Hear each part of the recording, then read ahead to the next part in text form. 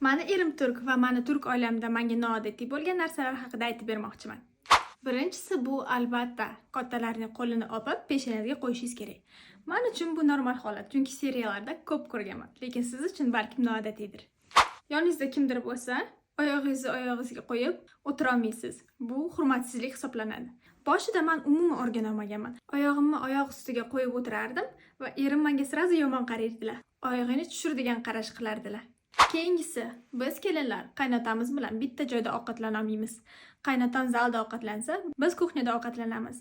Lekin biz chet ellik kelin bo'lganimiz uchun birga ovqatlanishga ruxsat berishadilar. Kelinlar qaynotasi bilan umuman gaplashmaydilar.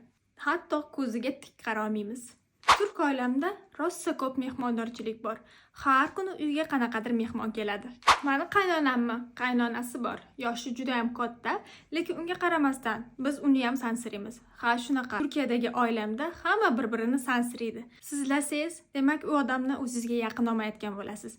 O'shaning uchun men uchun juda ham g'alati. Katta buvini yoki dodani sansirash.